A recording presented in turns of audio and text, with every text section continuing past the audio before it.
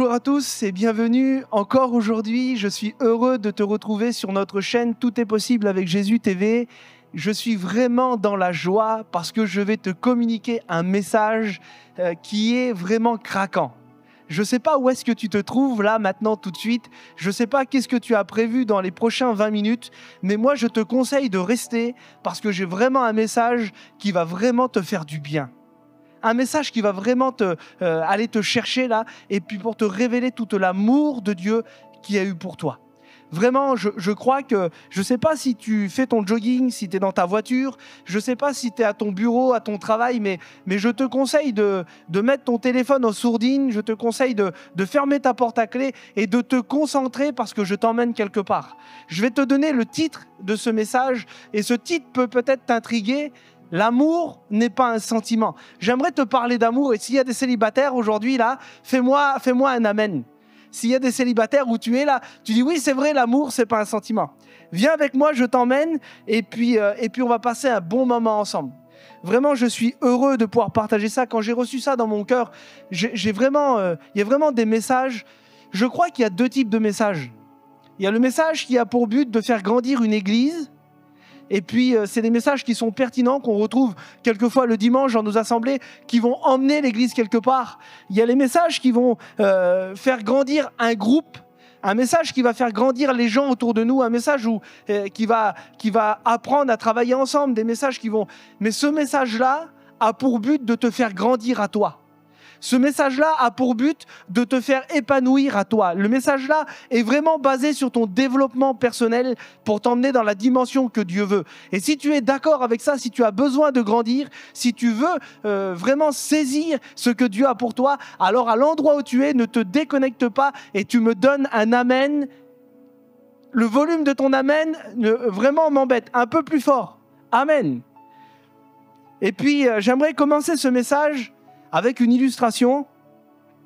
Et puis, vous savez, Jésus va naître sur la terre et il va commencer son ministère. Quelque chose de merveilleux va se mettre en place. Il va venir auprès du Jourdain, Jean le Baptiste va le baptiser. On connaît cette histoire. Le ciel va s'ouvrir et puis tout à coup, le Saint-Esprit va descendre sous forme d'une colombe, va se poser sur l'épaule de Jésus, quelque chose d'extraordinaire. Celui qui avait été annoncé dans le jardin des centaines d'années, des milliers d'années avant. Celui que Jésus avait dit, la postérité de la femme t'écrasera la tête. Celui qui devait naître, le sauveur, le libérateur, va naître à ce moment-là. Naître pour venir mettre quelque chose de particulier en plus. Naître pour te sortir de ta destinée, mais aussi pour t'emmener et t'orienter quelque part. Et puis, ce Jésus-là va se baptiser, le Saint-Esprit va descendre sur son épaule, et le ciel va s'ouvrir, et une voix va descendre. Et la voix, Dieu va dire ces mots-là. Celui-ci est mon fils bien-aimé, en qui j'ai mis tout mon amour. Tout l'amour de Dieu était en Christ à ce moment-là. Et puis, dès le début de son ministère, on connaît cette histoire. Il va être emmené dans le désert et puis il va être tenté. Et puis, presque aussitôt, il va sortir de ce jeûne, sortir de ses tentations, choisir des disciples et puis commencer son ministère. Commencer ce qu'il était venu pour installer sur la terre. Et puis, il va arriver, on va trouver cette histoire dans Jean 4. Vous savez, je vous fais la lecture. Dans Jean 4, Jésus va commencer à traverser la Samarie et il va arriver auprès d'un puits, ce qu'on appelle le puits de Jacob, l'endroit où est-ce qu'il y a les Samaritains. Et puis il va s'asseoir sur le puits pendant que les disciples descendent dans le village pour chercher quelque chose à manger. La Bible prend soin de dire qu'il était fatigué du voyage, alors il va s'asseoir. Et puis quelque chose d'étonnant, une femme va monter et il va y avoir quelque chose qui ne peut pas se produire.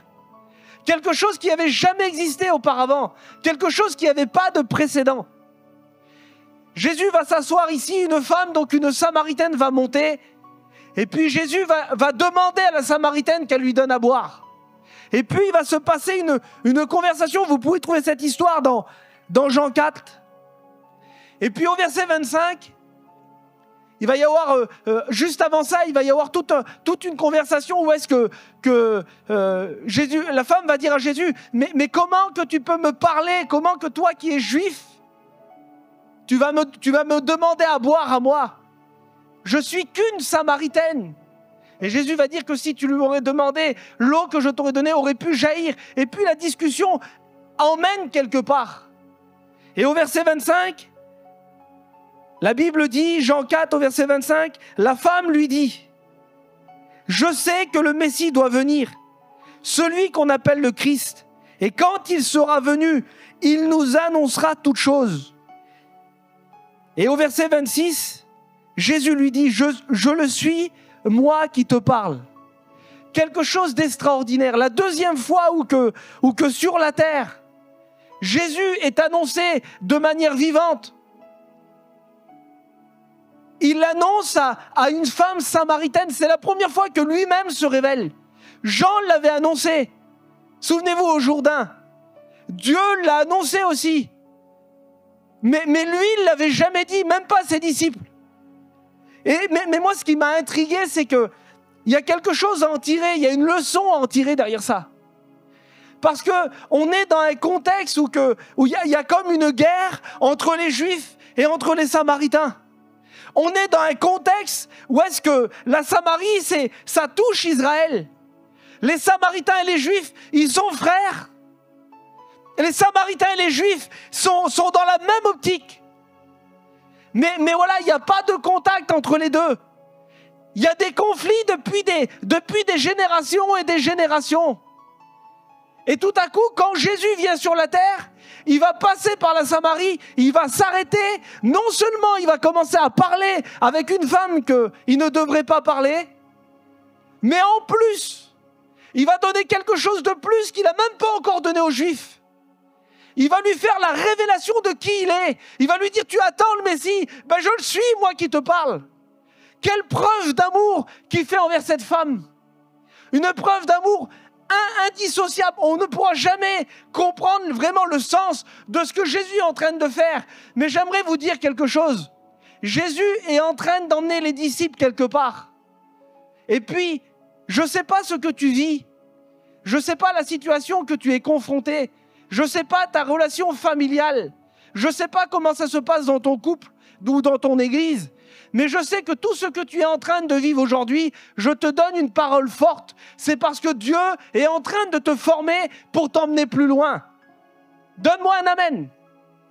Alléluia. Si tu es au volant de ta voiture, ne te déconnecte pas. Il y a vraiment quelque chose de fort et de pertinent. Il y a quelque chose à comprendre derrière ça. C'est pas simplement comme si ça fait pas partie simplement de l'histoire. J'aimerais vous dire que Jésus est passé en Samarie, il s'est arrêté au puits de Jacob. On ne pourrait pas dire que c'est un détail de l'histoire. C'est un rendez-vous qui était prévu. Il y avait un message qui était en train de passer. Et le message, mais tu vas dire oui, c'est évident. La femme est descendue dans le village, elle a annoncé Jésus à tout le monde est revenu et tout le monde s'est converti. J'aimerais vous dire que le message est en direction des Samaritains. Mais j'aimerais vous dire qu'il y avait un double message. Et on va voir ce qu'est le double message. Est-ce que vous voulez savoir? Reste avec moi. Je vais te donner le double message de l'histoire de la Samaritaine. Quelque chose d'étonnant. Quelque chose que j'ai compris un peu plus tard. On va aller un peu plus loin. Jésus va parcourir les villes, les villages. La Bible dit que sa renommée se répandait de ville en ville, de village en village. On emmenait toutes sortes de malades, de boiteux, de paralytiques, des lépreux. Quelque chose d'extraordinaire. Il y avait la présence de Dieu continuelle. Et la Bible dit que quand il est présent, il se passe toujours quelque chose. Le temps va passer. Le ministère va comme s'écouler. Et puis, ils vont l'emmener dans une autre étape. Il va conduire ses disciples dans un autre village. Il va arriver un jour dans Luc 19, vous trouvez cette histoire et je vous fais la lecture. Luc 19 au verset 1, Jésus étant entré dans Jéricho, traversait la ville. Voici un homme riche appelé Zachée, chef des publicains, cherchait à voir qui était Jésus. Mais il ne pouvait pas y parvenir à cause de la foule, car il était de petite taille. Il courut en avant et monta sur un sycomore pour voir parce qu'il devait passer par là. Lorsque Jésus arrivait à cet endroit, il leva les yeux et lui dit « Zachée, hâte-toi de descendre, car il faut que je demeure aujourd'hui dans ta maison. » La Bible dit au verset 6, Zachée se hâta de descendre et le reçut avec joie. Et au verset 7, la Bible dit quelque chose d'étonnant, je l'ai souligné. Voyant cela, tous murmuraient. Et ils disaient, il est allé loger chez un pécheur.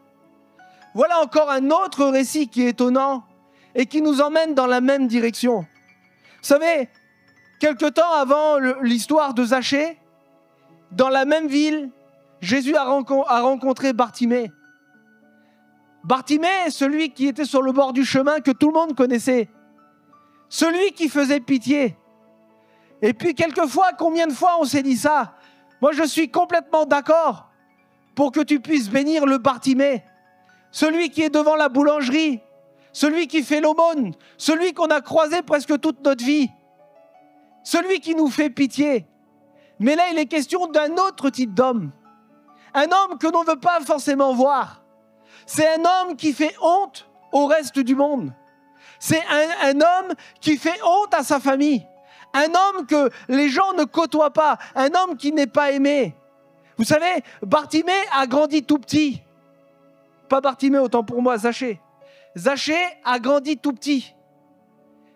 Et puis, vous savez, il était plus petit que les autres. Et puis, dans son cœur, très certainement, parce qu'il y a deux façons de voir les choses. Très certainement, quand on regardait Zachée quand il était petit, on le choisissait pas pour jouer au foot. On ne voulait pas de lui dans une équipe de football, on ne voulait pas de lui dans une équipe de basket.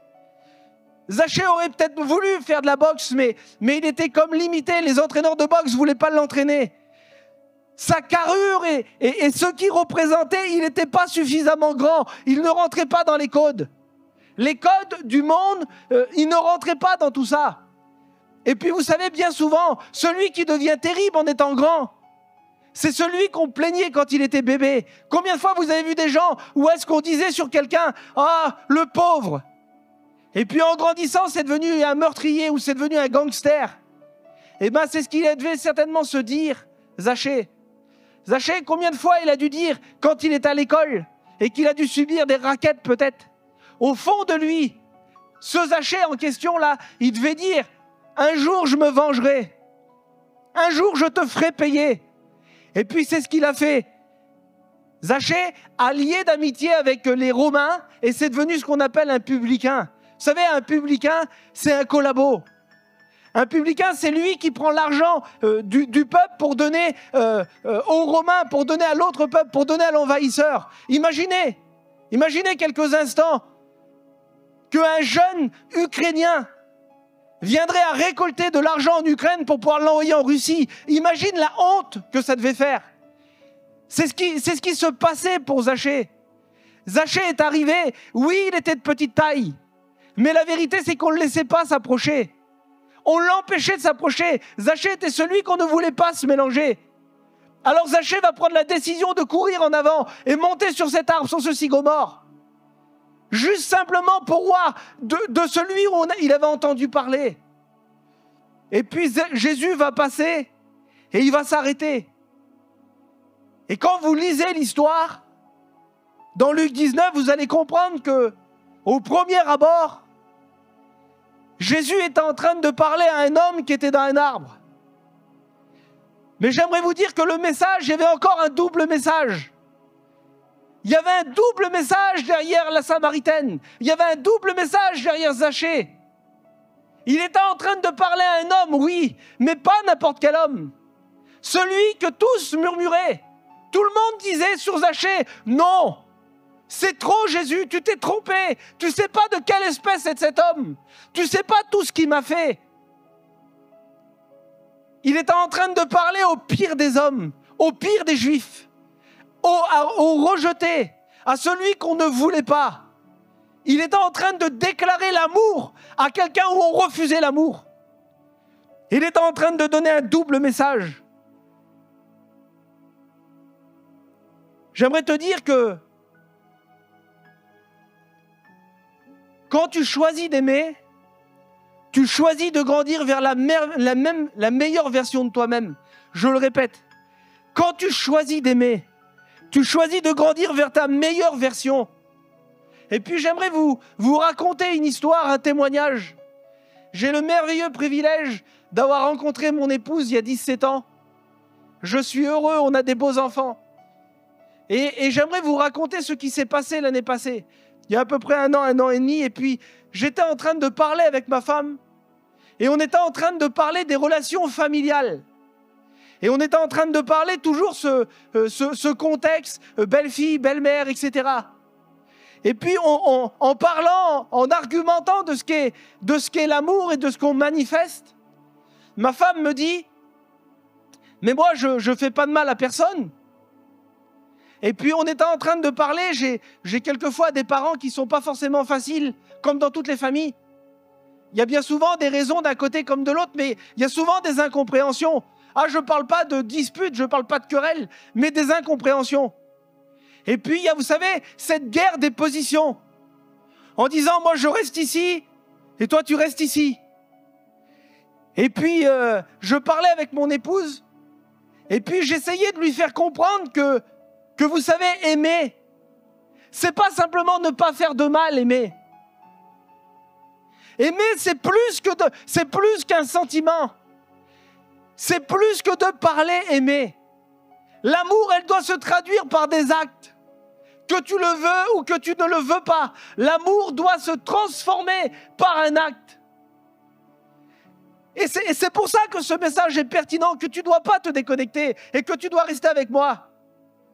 Et puis ma femme me dit, mais moi par exemple, je ne fais pas de mal à personne. Et puis je lui dis, Dieu t'appelle à aimer, et quand tu vas aimer, tu feras du bien en plus. Et puis elle a commencé à comprendre, il y a comme quelque chose qui s'est débloqué ici. Je crois au renouvellement de l'intelligence. Et si tu crois vraiment à ce que la parole est capable, par le moyen du Saint-Esprit, de renouveler ton intelligence dans cette journée, alors tu me donnes un amen à l'endroit où tu es. Tu es dans ta voiture, klaxonne. Donne-moi un yes. Fais un bruit, lève les mains, lève-toi à l'endroit où tu es. Mais je te dis quelque chose. Aujourd'hui, tu vas vivre quelque chose de différent. Il va y avoir comme quelque chose comme un renouvellement dans tes pensées, dans ton intelligence. Et tu vas commencer à discerner autour de toi. Et puis ma femme a commencé à comprendre que aimer, c'est pas simplement ne rien dire. Mais aimer, ça commence à se traduire par des actes. Et puis même, je vais vous dire mieux, les actes que vous faites quand vous aimez ne sont pas des actes qui sont réciproques. L'amour implique des actes qui n'ont pas pour but de faire retour quelque chose. Et elle a commencé à aimer de manière différente. Elle a commencé à faire des gentillesses qu'elle ne faisait peut-être pas. Elle a commencé à rendre des services qu'elle ne faisait peut-être pas. Elle a commencé à aimer de manière différente. Et elle a compris. Elle a compris. Vous savez, Jésus, quand il était sur la terre, il est venu pour aimer. Il n'est pas venu pour demander. Il n'est pas venu pour être toléré. Il est venu pour aimer. Vous savez, je dis quelque chose à quelqu'un. Écoute, aimer, c'est se libérer du passé pour courir vers son futur. Ah, je te le redis parce que c'est trop bon. Aimer, c'est se libérer de son passé pour pouvoir courir vers son futur. C'est ça que l'amour de Dieu qui est venu déverser. Alors on sait que l'amour n'est pas un sentiment. L'amour, c'est un choix. J'ai fait le choix d'aimer. Dieu aurait pu nous laisser sur la terre dans la manière dont on était. Dieu aurait pu nous laisser sur la terre parce que de toute façon, l'homme ne voulait pas de Dieu. L'humanité ne voulait pas de Dieu, mais Dieu a choisi de pouvoir proposer un moyen par son Fils sur la terre, par la croix de Jésus, parce qu'il est monté, il a dit « Père, tout est accompli ». Il est venu accomplir le plan par amour. Souvenez-vous que quand Pierre a rejeté Jésus, Jésus ne l'a même pas condamné.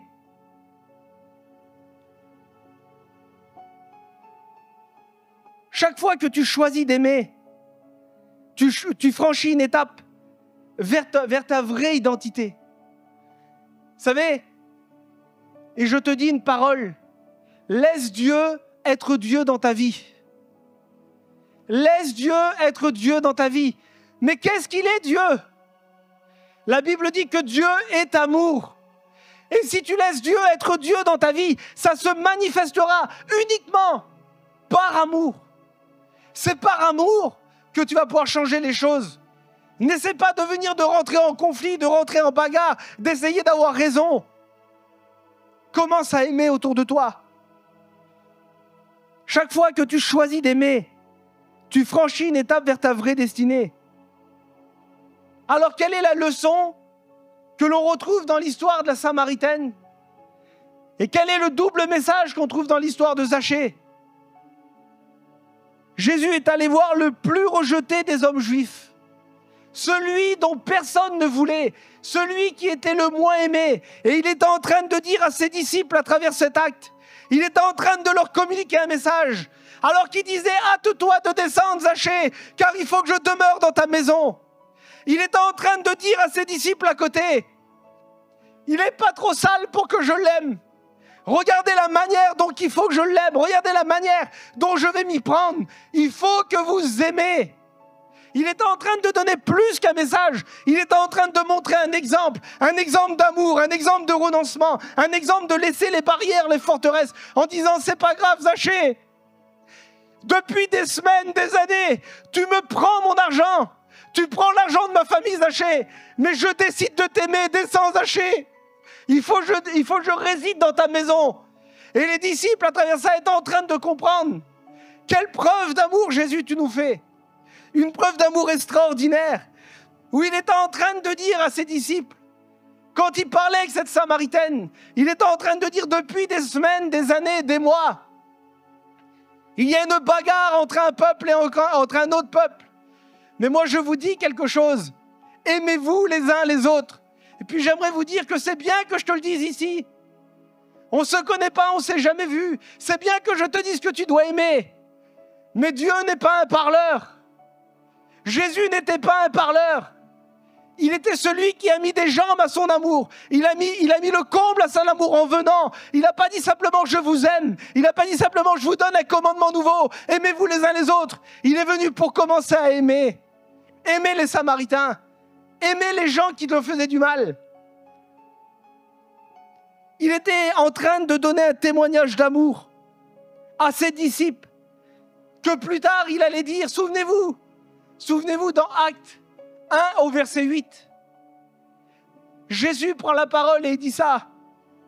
Il dit, mais vous recevrez une puissance lorsque le Saint-Esprit viendra sur vous et vous serez mes témoins à Jérusalem, dans la Judée, dans la Samarie et jusqu'aux extrémités de la terre. Voilà le message qu'il était en train de leur dire. Il gardait quelque chose de secret au fond de lui. Il gardait la mission. Il leur avait pas révélé où est-ce qu'il devait aller. Il leur avait pas dit ce que ça impliquait. Il n'avait pas dit où il allait les envoyer. Il leur avait dit simplement, regardez pour le moment, viens avec moi, suis-moi. Et je vais te faire de toi, Pierre, un pêcheur d'hommes. Je vais faire de toi, Jacques, un pêcheur d'hommes. Je vais faire de toi, Jean, un pêcheur d'hommes. Mais regarde avant, suis-moi. Regarde la manière dont je me comporte. Regarde mon amour, je manifeste. Les Samaritains étaient des rejetés. Et quelquefois, autour de nous, il y a des gens qui sont rejetés. Des gens qu'on ne leur parle même pas de Jésus. Il y a quelquefois des gens qui font partie de notre peuple, qui font partie de notre pays, qui font partie de nos origines, qui font même peut-être partie de notre famille, et on ne veut même plus leur parler de Jésus. Il semblerait qu'on serait comme à leur fermer le ciel, comme il disait pour Zachée. Mais Jésus donnait cette leçon d'amour, en disant plus tard, je vais vous envoyer, mais avant de vous envoyer, je vais vous montrer comment il faut faire, je vais vous montrer le chemin. On doit aimer, mon frère, ma sœur, l'amour n'est pas un choix. On doit aimer. Vous savez, j'ai noté ça et c'est important de comprendre. Jésus envoie ses disciples dans 4 destinations. Il envoie ses disciples dans 4 endroits. Si Jésus avait dit « Allez par tout le monde », c'était suffisant pour venir en France. C'était suffisant pour pouvoir aller en Afrique. C'était suffisant pour aller en Amérique. Mais Jésus n'a pas dit « Allez par tout le monde ». Il a dit « Vous serez mes témoins ». Écoute, l'amour que Dieu a déposé dans ton cœur doit se manifester comme un témoignage vivant en premier dans ta maison. Oui, mon frère, tu dois aimer ta femme. Non, ne dis pas qu'elle est insupportable. Ne dis pas que ton mari est insupportable, que tes enfants sont trop difficiles. Tu dois aimer chez toi. Tu dois être un témoin à Jérusalem. Tu dois être un témoin dans la maison. Jérusalem, c'est la maison. C'est la famille. Jérusalem, c'est l'église. Tu dois être un témoin pour ton pasteur. Tu dois être un témoin pour ta sœur. Que jamais tu parles le dimanche quand tu t'assois à côté d'elle à l'église. Ou que tu as décidé d'arrêter de parler à ta voisine. Jérusalem, c'est les gens qui sont proches de nous. Alors Jésus va dire en premier, ne partez pas, reste ici. Écoute, je te dis quelque chose. Si tu n'as pas fait le point à Jérusalem, ne t'engage pas dans un service qui va te conduire aux extrémités. N'essaye pas d'aller par la fin. Il faut commencer par le début. Il faut que tu aimes à Jérusalem. Alors Jésus va aller plus loin, il va dire en Judée. Mais qui était la Judée? Qu'est-ce que la Judée? La Judée, c'est là où les juges d'Israël habitaient. C'est des endroits où ils étaient en collaboration. La Judée, ça touche Israël, ça touche Jérusalem. C'est tout proche. C'est les collaborateurs. La Judée, ma sœur, c'est à ton travail. La Judée, c'est le ministère avec lequel tu travailles. La Judée, c'est l'église qui est à côté de chez toi, auquel vous êtes en collaboration. La Judée, c'est les frères de l'autre église qui pensent comme nous. La Judée, c'est ceux qui vont dans notre sens, ceux qui ne nous contrarient pas. La Judée, c'est ceux qui sont d'accord avec tout ce qu'on fait. Mais Jésus va plus loin. Il dit, vous serez mes témoins à Jérusalem, en Judée. Et il dit, vous serez mes témoins en Samarie. Et je mets l'accent parce que là, c'est difficile, la Samarie. La Samarie, il y a des guerres depuis longtemps. Pourtant, les Samaritains, ils louaient le même Dieu. Les Samaritains sont ceux qui prient le même Jésus. Ils attendaient le même Messie. Et vous savez ce qui différenciait les Juifs des Samaritains? Les Juifs adoraient à Jérusalem et les Samaritains adoraient sur la montagne. Et puis tous les deux pensaient qu'ils avaient raison. Les Samaritains, mon frère, tu sais c'est qui les Samaritains? C'est ceux qui prient mais pas de la même manière que toi. Ceux qui louent mais pas de la même manière que toi. Les Samaritains, ceux que Jésus t'appelle à aimer, c'est ceux qui n'ont pas la même façon de fonctionner que toi. Et pourtant ils appartiennent à Christ. Ils attendent le Messie. Bientôt Jésus revient nous chercher. Et on se prend la tête pour un lieu d'adoration. Moi je prie debout, l'autre il prie assis. Moi je loue à la guitare, l'autre il loue en gospel. Et Jésus vient vers cette Samaritaine et il dit, vous avez tous les deux tort. C'est pas Jérusalem qu'il faut adorer, c'est pas sur la montagne. Il dit, viendra un temps où les gens adoreront en esprit et en vérité. Et à travers ce message, je suis en train de te dire, arrête de te prendre la tête. L'autre, c'est une église africaine, l'autre, c'est une église asiatique, l'autre, c'est une église française. Arrête de te prendre la tête. Jésus revient bientôt. Il ne nous a pas appelés à porter des jugements, mais à aimer. Où est-ce qu'il y a ton amour? Je voudrais que tu te poses la question, comment je fais pour aimer plus? L'amour n'est pas un sentiment, c'est un commandement. Jean 13, 34, je vous donne un commandement nouveau. Aimez-vous les uns les autres. Comme je vous ai aimé, moi aussi. Vous les uns les autres. Ceux-ci, à tous, connaîtront que vous êtes mes disciples. Si vous avez de l'amour les uns pour les autres, tu ne pourras pas aimer plus. Si tu ne commences pas à aimer ce que tu vois, comment tu vas aimer les gens que tu n'as pas vus? L'amour, ce n'est pas une option. C'est la clé qui déverrouille ta destinée. Si tu veux rentrer dans ta destinée, si tu veux aller aux extrémités de la terre, si tu veux rentrer dans le plan de Dieu, alors tu dois te lever pour commencer à aimer. Alors comment faire? Est-ce que c'est possible? Est-il possible d'aimer sans arrière-pensée? Oui, c'est possible. En acceptant que le Saint-Esprit se manifeste pleinement la volonté de Dieu dans ta vie. C'est le Saint-Esprit. Il dit, vous recevrez une puissance. Le Saint-Esprit descendra sur vous. Et vous serez mes témoins. Si tu n'acceptes pas que ça change, si tant que tu voudras retenir ta mentalité, ta façon de penser, ton caractère, ta culture, tes coutumes, ton pays d'origine, ta façon de ce que ton père t'a dit, tu ne laisseras jamais le Saint-Esprit se manifester. Oui, c'est possible. Souvenez-vous, et je termine avec ça, 1 Corinthiens 13, si tu n'as pas d'amour, tu n'es rien, mon frère. Alors, je te dis quelque chose. Commence à faire ce choix. Lis ce texte d'1 Corinthiens 13. Commence à aimer. Commence à aimer. Fais ce choix d'aimer. Et laisse-toi remplir et renouveler par le Saint-Esprit dans le nom de Jésus. Amen.